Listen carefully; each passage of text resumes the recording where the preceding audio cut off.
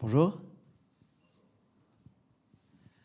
Donc du coup, comme vous le voyez, je vais vous parler de Kanban et comment est-ce qu'on peut utiliser les Kanban pour scaler une équipe technique et comment nous, chez Conto, on les a utilisés pour scaler notre équipe technique. Donc avant de commencer, je vais me présenter. Je suis Marc-Antoine Lacroix, je suis CTO chez Conto. Conto, c'est la néobanque des entrepreneurs et des indépendants. Donc on offre un compte bancaire, des cartes de crédit et tous les outils dont vous avez besoin pour créer et gérer votre activité, que vous soyez un indépendant, une petite, une moyenne ou une grande entreprise. Donc Conto, en quelques chiffres, pour que vous puissiez avoir le contexte, on a lancé notre produit il y a 2 ans.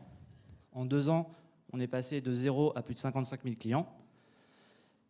On a levé 32 millions d'euros. On a ouvert 3 nouveaux marchés, l'Italie, l'Allemagne et l'Espagne. Et on est passé de 10 personnes à 170 personnes. Donc on est dans un contexte d'hypercroissance. Et ce qui est intéressant avec l'hypercroissance, on le voit dans toutes les startups qui le sont, c'est que tout est une question de temps. Tout est toujours une question de temps. Pourquoi est-ce que c'est une question de temps?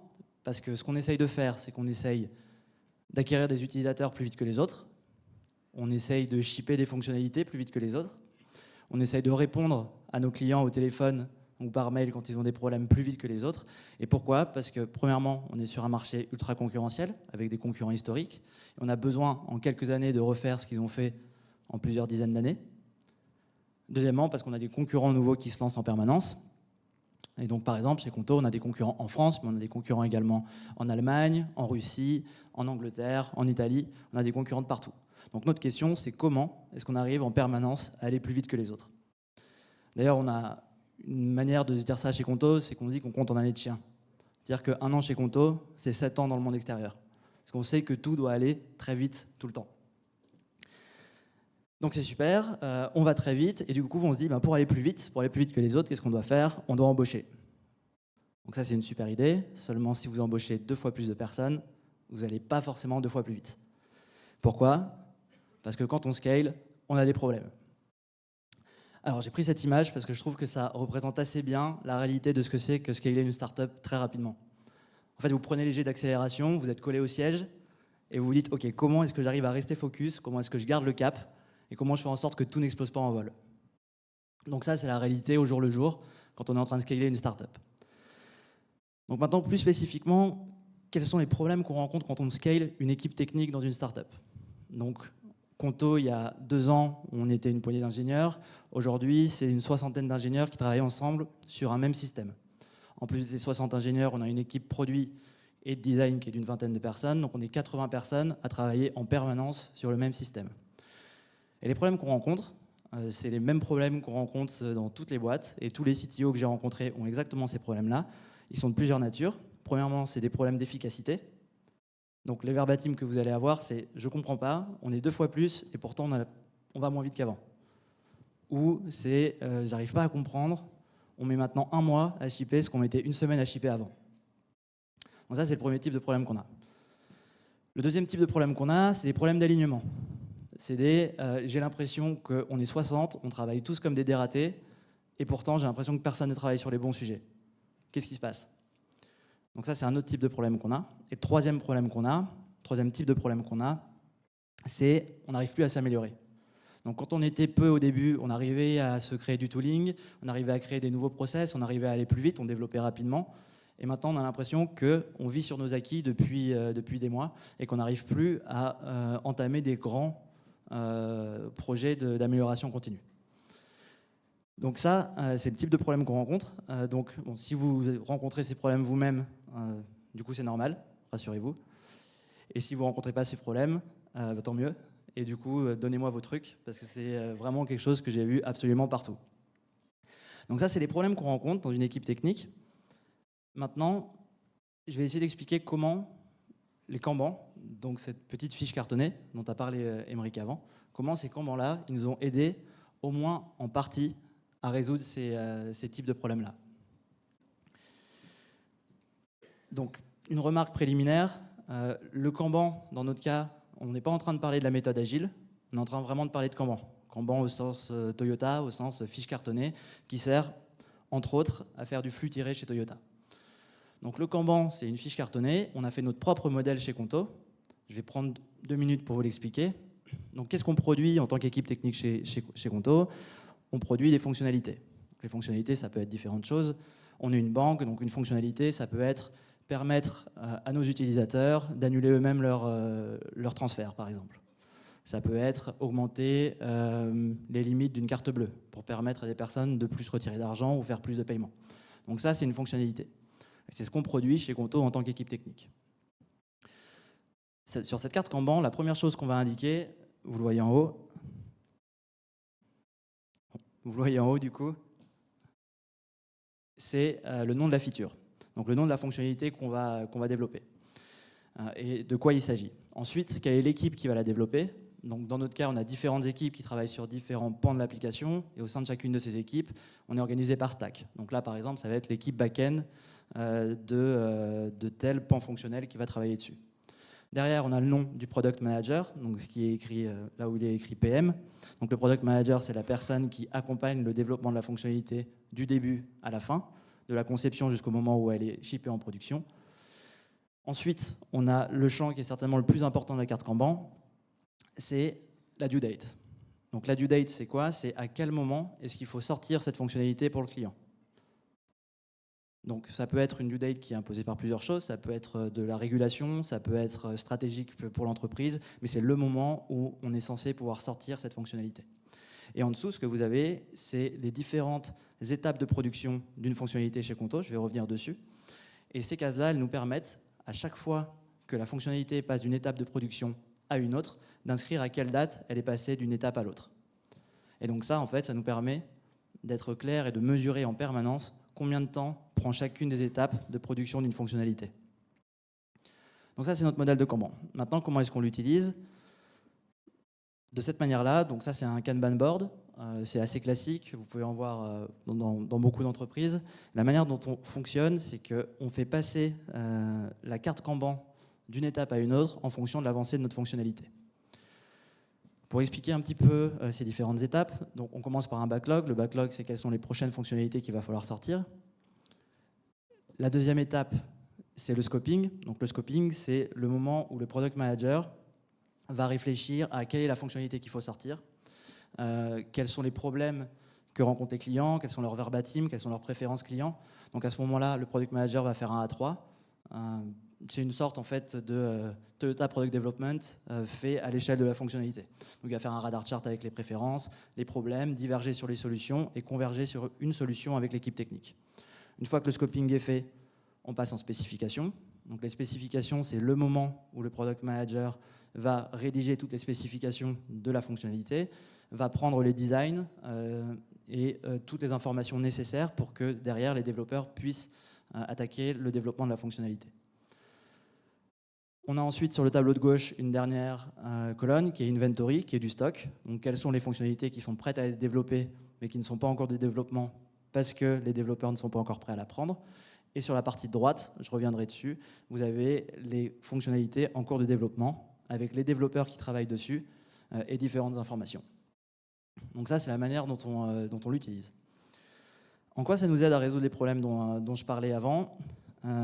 Premièrement, ce que ça nous aide à faire, c'est à tuer les stocks. Donc, les stocks, il y en a de partout. Il y en a dans des usines, mais il y en a également dans des équipes techniques. Il y en a dans des startups. Donc, qu'est-ce que c'est un stock dans une équipe technique? Il y en a de toutes sortes. Vous pouvez penser par exemple à j'ouvre une merge request et j'attends la code review de la part de mes collègues. Donc par exemple, si on a 10 développeurs qui s'amusent à ouvrir des merge requests sans jamais faire de la code review, on commence à avoir du stock en code review. Donc ça, c'est un type de stock. Et un autre type de stock qui est présent dans absolument toutes les startups que j'ai pu voir, c'est le stock entre l'équipe produit et l'équipe technique. Donc ça veut dire quoi? C'est côté produit, on a fait une spécification, on se dit ok, on a envie de sortir cette fonctionnalité, voici les designs, voici comment on va la faire, et maintenant, à vous de le faire côté dev. Sauf que côté dev, on a déjà 50 features qui sont spécifiées, et donc du coup, on ne va pas la prendre tout de suite, et donc on a du stock. On a un stock qui s'empile entre les product managers et les techs.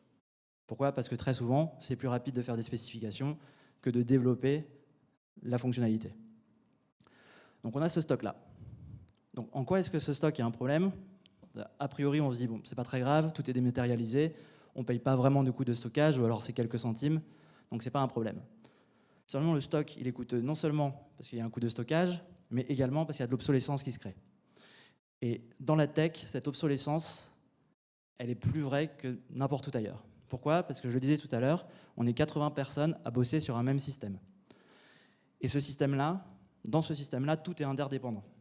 Donc admettons que je commence à travailler sur une fonctionnalité, il est très probable que cette fonctionnalité ait un impact sur les futures fonctionnalités qui vont sortir. Donc qu'est-ce qui se passe de manière assez classique? On a ce stock de 20-30 fonctionnalités qui sont prêtes. Comme les développeurs ne peuvent pas les prendre tout de suite, souvent la spécification reste en stock pendant 2 mois.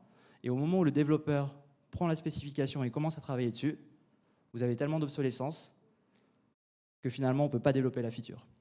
Donc le scénario classique, je suis développeur, je prends la feature, je commence à travailler dessus, je fais ma conception, je réfléchis à mon architecture, je réfléchis à tout ce que j'ai à apporter comme solution technique, je commence à travailler dessus, et au bout de 3 jours, je me rends compte que le design qu'on m'a fourni, il est plus d'actualité, parce que entre-temps, on a rajouté un bouton dans la UI, parce qu'entre-temps, il y a une autre fonctionnalité qui a disparu de la page sur laquelle je dois moi implémenter la mienne. Et donc du coup, qu'est-ce qui se passe? Ma fonctionnalité repart côté Product Manager, donc rework. Alors, c'est intéressant par rapport à ce qui est du rework dans la technique. Avec l'émergence des méthodes agiles, qui ont apporté énormément au monde du software development, il y a également un terme qui a émergé, qui est le terme itération. Alors il faut se méfier avec ce terme, c'est un terme qui apporte énormément, mais c'est également un terme qui a servi à masquer ce qui en fait est du rework. Donc je suis développeur, je commence à travailler sur une fonctionnalité, les designs ne sont pas bons, ça repart au designer, c'est pas une itération, c'est un gaspillage. Donc il faut faire attention avec ça, parce que c'est devenu vraiment quelque chose de très commun. Donc ça, c'est une situation assez classique, et ça tue complètement la vélocité de l'équipe et la motivation de l'équipe. Et la confiance entre les équipes. Ça devient, de toute façon, les product managers sont incapables de nous donner une spec correcte. À chaque fois qu'on commence à travailler dessus, ça ne fonctionne pas, on est obligé de leur renvoyer. Donc vous avez vos lead time qui augmentent, la motivation de l'équipe qui chute, et du coup la confiance entre les équipes qui se délite complètement. Donc comment est-ce que les Kanban ça aide à résoudre ce problème? Si on revient sur ce schéma-là, comme je vous l'ai dit, on a une colonne qui s'appelle Inventory. Donc cette colonne, c'est notre stock. Ce qu'on a fait chez Conto, de manière arbitraire, on s'est dit, en stock, vous n'avez pas droit d'avoir plus d'une feature qui est ready for dev. Donc vous n'avez pas droit d'avoir plus d'une fonctionnalité qui est spéquée à la fois. Donc ça veut dire quoi? Je suis product manager, je fais une fonctionnalité, je la mets en stock, je recouvre une des croix rouges que vous avez là dans l'inventory, et à partir de ce moment-là, j'arrête de travailler sur une fonctionnalité. J'arrête de pousser de nouvelles fonctionnalités. Je fais autre chose. Donc a priori, on se dit, bon ok, ils vont se tourner les pouces, ils vont rien faire. La réalité, c'est qu'on a toujours plein de choses à faire. Donc la première chose qu'ils vont faire, c'est qu'ils vont aller voir, est-ce que les développeurs sur les fonctionnalités actuelles ont besoin d'aide? Est-ce que je peux les aider à aller plus vite? Est-ce que je peux faire de la QA pour les aider à aller plus vite? Deuxièmement, ils vont travailler sur leur propre environnement de travail. Est-ce que j'ai des nouveaux outils à mettre en place? Est-ce que j'ai du rangement à faire sur mon environnement de travail? Ou ils peuvent travailler sur de l'amélioration continue, aller améliorer leur manière de travailler. Donc il y a plein de choses à faire, mais notre règle, c'est on arrête de travailler et on arrête de pousser de la fonctionnalité. Parce que cette fonctionnalité qu'on pousse, elle va devenir obsolète, elle va créer du rework, et derrière, elle va créer de l'insatisfaction dans l'équipe et va faire augmenter les lead time. Donc en faisant ça, de manière très simple, on a réduit 75% des reworks qu'on avait.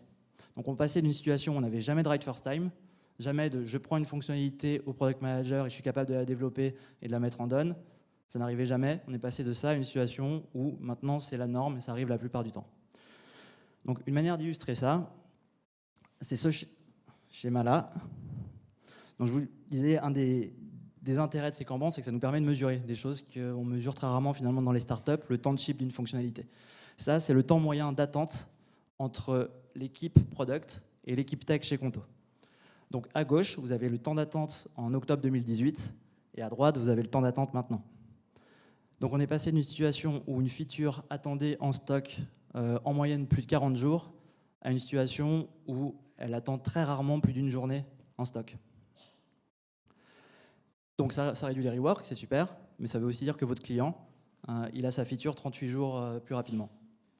Et on n'a pas fait grand-chose en fait. On a créé une colonne et on a dit cette colonne, on arrête de la remplir au bout d'un moment. On arrête de créer du stock.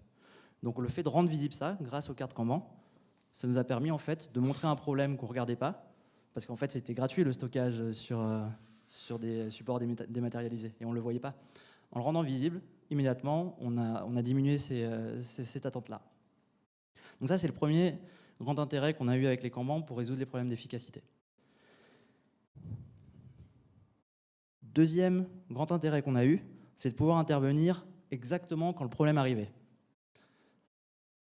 Donc, je vous ai montré ce tableau-là. Donc, sur ce tableau-là, il y a une information qui est très, très importante, c'est la partie sur la droite. Donc, je vous avais dit, on définit, avant de commencer à travailler sur une fonctionnalité, une due date. Et quand on commence à développer cette due date, on marque la due date dans le futur par un rond vert. Donc le rond vert que vous voyez sur la partie droite, c'est le moment où la fonctionnalité doit être terminée. D'accord ? Donc ça, c'est le rond vert pour la fin de la fonctionnalité. Le carré bleu, c'est pour la fin de la phase de conception technique. Donc on a deux phases dans notre développement. Premièrement, avant de développer, je fais ma conception technique. Donc quelle architecture je vais avoir, si j'ai des endpoints, à quoi ils vont ressembler, est-ce que je dois implémenter une logique d'idempotency, ce genre de questions qu'on se pose avant de commencer à développer. Donc on a cette phase de dive-in, donc de conception qui est en bleu. Une fois que cette phase est terminée, on met la due date en vert, en se disant c'est le moment où on doit avoir terminé. Si jamais, arrivé à la due date, on n'a pas terminé, ce qu'on fait, c'est qu'on prolonge le trait, cette fois en rouge, avec un triangle rouge. Donc ça paraît rien, mais en fait, ce que ça permet de faire, c'est que ça permet à n'importe qui, à n'importe quel moment, de voir immédiatement qui est en retard sur sa fonctionnalité. Donc premièrement, ça vous permet, en tant que manager, de voir tout de suite le problème. Ça permet à vos collègues de voir tout de suite le problème. Et ça permet à l'équipe, au daily success le matin, de se concentrer immédiatement sur la fonctionnalité qui a du retard. Et, ah, tu as du retard, pourquoi ? Comment est-ce que je peux t'aider ? Ok, tu bloques là-dessus. Du coup, est-ce que tu as pensé à aller voir telle personne qui a de l'expertise sur ce sujet ? Donc ça, c'est extrêmement important. Et en fait, la manière dont j'avais appréhendé le lean à la base, et Émeric en parlait, c'était assez intéressant, c'est qu'à chaque fois que je voyais un truc rouge, il fallait faire un PDCA. On va faire un PDCA, on s'assied, on remplit une feuille de PDCA. C'est satisfaisant pour un manager, on a l'impression de faire quelque chose. Et en fait, simplement montrer le problème et laisser l'équipe s'organiser parce qu'ils voient qu'il y a un problème et ils vont essayer de le tirer, rien que ça, en fait, ça tire déjà la vélocité de l'équipe vers le haut de manière drastique. Et en fait, c'est cet ensemble de petits hacks qui vont prendre au jour le jour qui va faire que vous allez améliorer l'efficacité de votre équipe. Donc ça, c'était une leçon assez importante. Donc voilà, ça permet d'intervenir immédiatement et donc, une fois de plus, d'augmenter la vélocité de l'équipe. Ensuite, l'autre chose que ça permet de faire, ça permet de créer de l'alignement et du teamwork. C'est pareil, on grossit vite, et quand on grossit vite, un des problèmes, c'est en fait qui est en train de travailler sur quoi et pourquoi est-ce que tu travailles dessus. Donc teamwork, je viens de l'expliquer, parce que dès que quelqu'un est en retard, ils travaillent ensemble pour essayer de régler le problème. Alignement, pourquoi ? Parce que ça crée l'alignement entre les équipes techniques. Il y a différentes équipes techniques, elles peuvent passer et voir tout de suite qui travaille sur quoi en regardant la carte Kanban.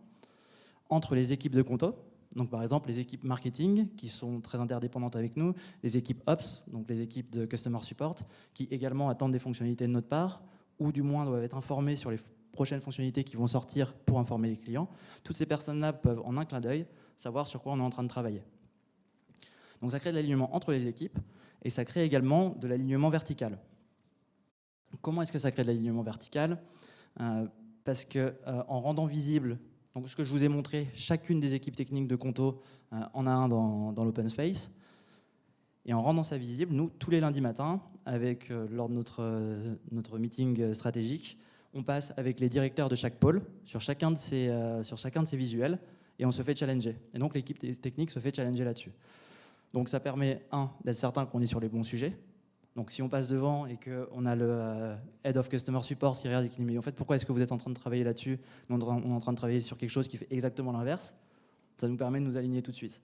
Ou alors c'est notre CMO qui passe et qui nous dit « Attendez, en fait, nous, ça fait 3 mois qu'on a besoin de ce truc-là. Je vois que vous êtes en train de travailler sur un autre besoin pour l'équipe marketing.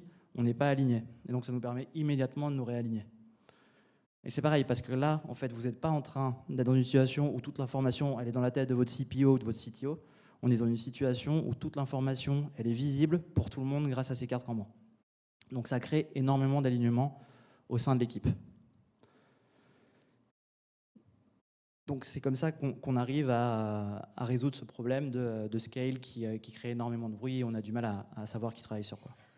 Donc ça c'est un point important. Et enfin, le point peut-être le plus important, c'est que ça nous permet de continuer à faire de l'amélioration continue. En fait, le Kanban, ça nous permet deux choses. Premièrement, ça nous permet de savoir où ça bouge. C'est comme si vous mettez de l'eau dans une canalisation transparente. En fait, vous êtes capable de voir où est-ce que ça bouge. Et c'est exactement pareil sur les Kanban. Vous êtes capable de voir à quel endroit est-ce qu'il y a du stock qui se crée, à quel endroit il y a des gens qui n'arrivent pas à dépiler, à quel endroit est-ce qu'on prend plus de temps, où sont en fait la grande partie de notre lead time sur une fonctionnalité en entier. Ça vous permet de voir tout de suite ça, et ça vous permet de savoir où vous devez mettre votre effort en tant que manager et en tant qu'équipe. Vous allez directement sur le bon problème. La deuxième chose que ça permet de faire, ça permet de voir également les problèmes récurrents dans le travail des personnes au jour le jour.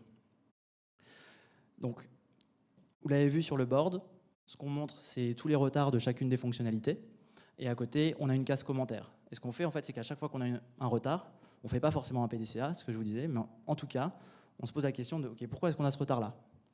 Et quand vous commencez à avoir la même raison revenir 2, 3, 5 fois, soit dans la même équipe, soit dans plusieurs équipes, alors vous savez exactement où vous devez mettre votre effort. Et ça, c'est très important, parce qu'en fait, quand vous essayez de faire adopter une démarche d'amélioration continue à une équipe, il n'y a rien de pire que de les faire travailler sur le mauvais problème. Parce qu'ils vont travailler, ils vont mettre de l'énergie dedans, derrière, ils vont avoir aucun résultat, ils ne vont pas voir le bénéfice pour eux, et donc derrière, vous n'arriverez plus jamais à les faire travailler sur un Kaizen. Donc là, vous êtes certain d'avoir un ROI sur votre résolution de problème. Si je peux me permettre l'approche mécanique de la résolution de problème. Au moins, vous savez que vous allez résoudre un problème. Donc ça, c'est extrêmement important. Je peux vous prendre des exemples. Donc un exemple d'un des premiers Kaizen qu'on a fait chez Conto, un souci qu'on avait, on voyait assez régulièrement que des features étaient en retard parce qu'on avait des développeurs qui avaient du mal avec l'environnement de staging.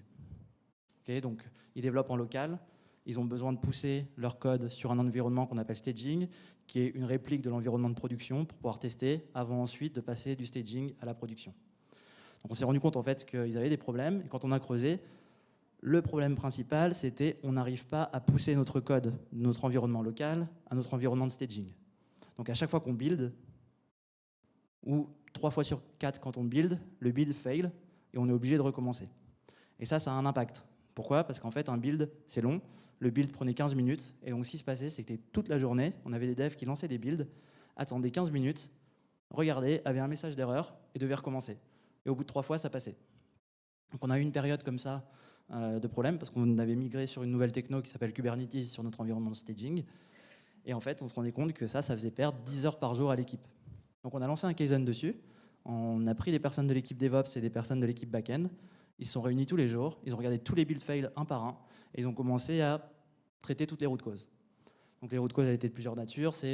On n'avait pas la bonne version de Docker. C'était manque de formation sur Kubernetes de la part des devs. Ça pouvait être, on avait notre script de seeds qui prenait trop de mémoire, ce genre de choses. Et on a réglé ça un par un, et on a fini par réussir à passer d'une situation où on avait des dizaines de build fails par jour à une situation où on avait 1 ou 2 build fails par jour. C'est ce genre de gain qu'on va chercher, donc économiser presque 10 heures par jour à l'équipe technique. Donc ça, c'est ce qu'on a eu. Un autre problème qu'on a en ce moment, c'est le temps que nous prennent nos releases sur les apps mobiles. Donc, sur les apps mobiles, on les sort de manière moins fréquente que des applications web, parce qu'il faut passer par la validation d'Apple, par exemple. Et donc, on sort de notre côté une nouvelle release toutes les 2 semaines. Et un problème qu'on avait, c'est qu'une release nous prend 2 jours de QA, donc de test à la main, quand tout se passe bien.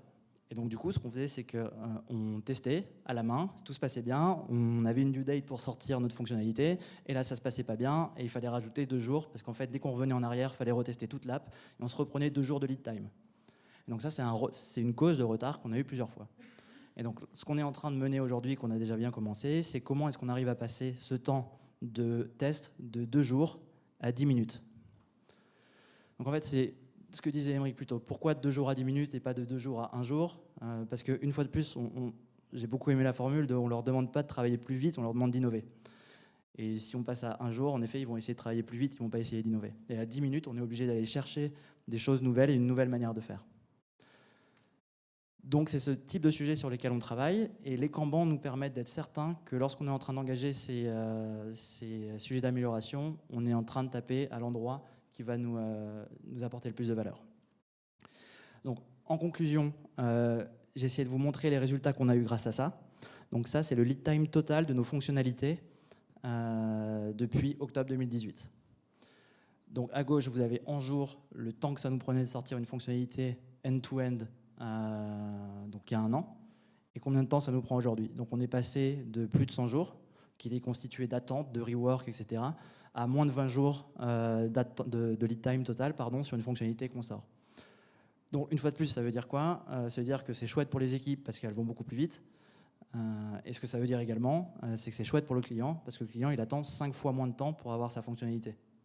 Et donc ça c'est énorme parce que si on revient sur les questions dont je parlais au début, sur le fait qu'on est dans un environnement concurrentiel et que notre seul objectif c'est d'aller plus vite que nos concurrents, faire mieux et plus vite, le fait d'être capable de sortir 5 fois plus vite, ça nous assure qu'on est capable de sortir nos fonctionnalités avant nos concurrents et qu'on est capable de prendre les utilisateurs avant nos concurrents. Et donc tout ça, on a réussi à le faire entre autres grâce au Kanban et grâce à cette fiche cartonnée qui, dans un environnement IT, vous permet de scaler votre équipe, d'être plus efficace et d'être certain que vous créez de l'alignement et de l'amélioration continue dans votre équipe. Merci.